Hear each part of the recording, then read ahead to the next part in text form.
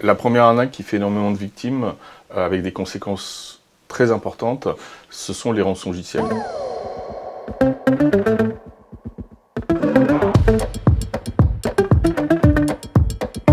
Les rançongiciels, ce sont des petits bouts de logiciels qui vont rentrer dans les réseaux et qui vont chiffrer toutes les données, c'est-à-dire que on n'aura plus accès à ces sauvegardes, on n'aura plus accès à ces données sur le poste de travail, on n'aura plus accès aux données sur le serveur ou les serveurs.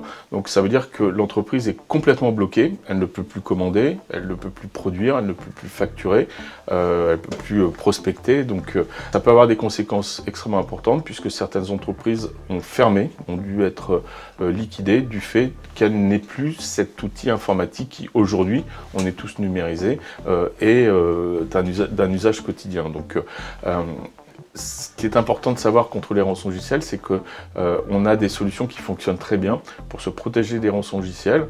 On fait ces mises à jour, on a des mots de passe qui sont forts, et voilà, les choses classiques, mais surtout, on a des sauvegardes déconnectées. Si une entreprise a des sauvegardes déconnectées du réseau et qu'elle est victime de rançongiciels, eh bien, elle va pouvoir réinstaller les postes de travail, réinstaller les serveurs et récupérer ces données sauvegardées pour repartir en fonctionnement. La seconde menace importante au niveau des entreprises, c'est l'arnaque au président. C'est assez ancien, mais ça fait encore beaucoup de victimes.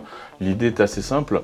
Un tiers, un cybercriminel, va se faire passer en général pour le président de la structure et va contacter le service comptabilité en disant tu ne dis rien à personne, c'est très confidentiel, je vais racheter un brevet, je vais racheter une entreprise, et donc pour ce faire, il faut que tu verses très vite ce montant, en général bien évidemment très important, sur ce compte, en général basé à l'étranger.